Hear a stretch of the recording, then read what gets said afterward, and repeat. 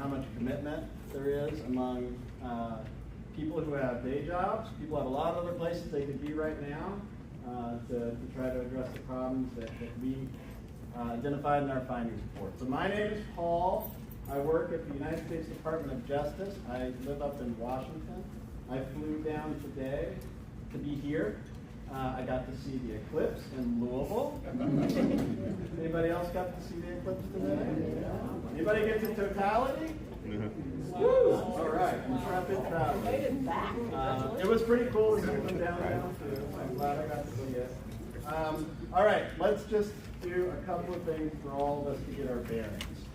All right, so we're in this room. It's on the second floor. If you need to get down, there are elevators and stairs. I know we have a lot of chairs in here, but if you need to get out of here just for a minute, there are places to sit outside, right outside this room, and a few places over there, and a few places sort of that way. There are bathrooms. Okay, there's a couple of bathrooms right over there. You need a code. The code is 17200 pound. There will be a test. All right, so hold on. Very important about the code. Once you press it and you're inside the bathroom, there's a critical button. It's a lock button. You want to hit that button. If you don't want to remember all that, there are also bathrooms around the corner this way. No code.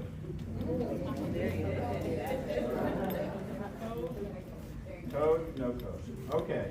And then if you're really getting energized tonight, there's a lot of workout equipment. We are at a YMCA. You can lift some weights, whatever you got to do, take care of yourself. Okay. We have a team here from the Department of Justice.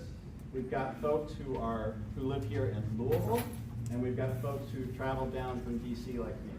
All right, so we have Calicia. Where's Calicia? Calicia right there. Calicia is an assistant United States attorney here in town. We have Jess.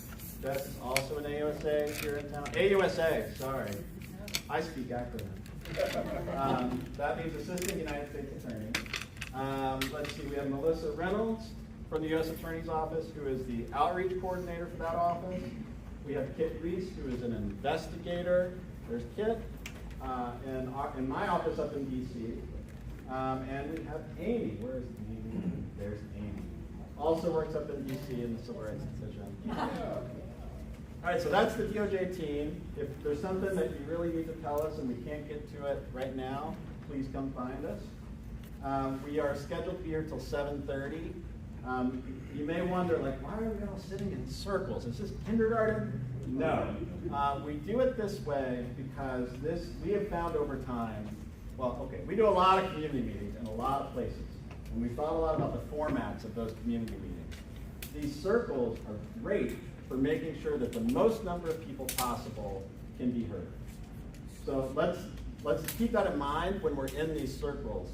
You may have a lot to say, but we need to make sure we're getting to everybody as much as we can. So please forgive us in advance if sometimes we have to interrupt and say, I'm sorry, I do want to hear more about this, but I also want to make sure that everyone who wants to speak in this setting has a chance to do so. The other thing I want to just say about sort of where we're at. So we did a big investigation that we opened in 2021. We issued a report of that investigation on March 8th of 2023. That report is out there, and it identifies the legal violations that we found. That report really sets the framework for the conversation tonight. And I'm saying that because we all know that any state has a lot of different things going on, a lot of problems that people would like to see addressed. Our report is really focused on just a slice of things that are going on in the police department and in public safety generally in Louisville. And so there's some stuff that you may be interested in, but it's not the stuff that we know what to do about. We're focused on the issues in that findings report. And so that's really where we're going to try to steer the conversation.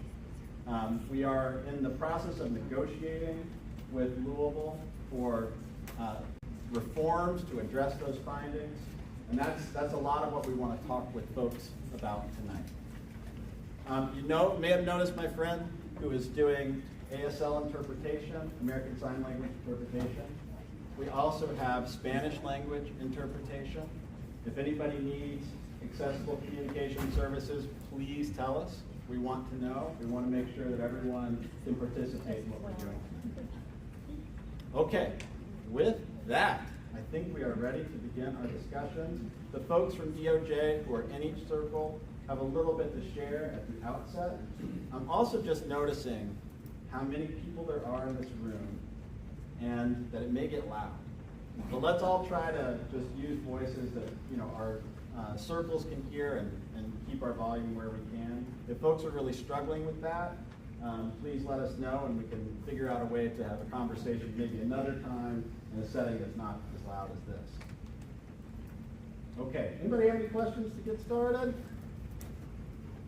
All right, you lost your chance if you did. All right, well, thank you all, and I look forward to a really good conversation tonight. Wonderful. All right, where were we? All right, y'all. So, in case you didn't gather, we are at the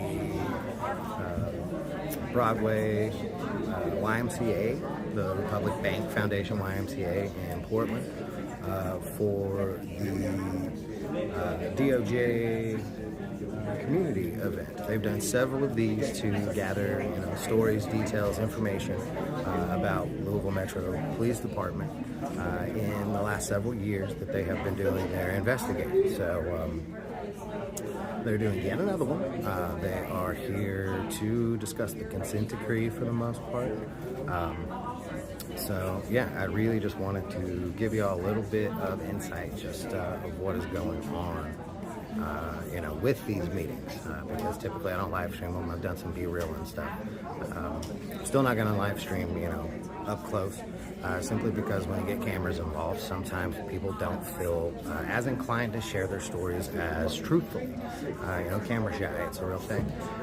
So again, keeping my distance, just wanted to give y'all some insight as to what was going on.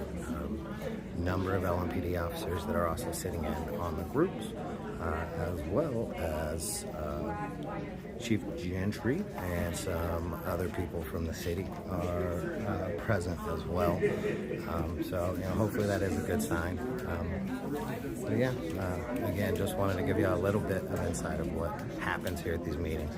There's going to be a digital meeting tomorrow night if you weren't able to make it this evening. I have those details shared on the Right Heart page. I will also share how you can get in contact with the DOJ outside of these meetings if you need to. But we're going to go ahead and drop the live for now. I appreciate everyone tuning in. Until next time, everybody stay strong and stay safe.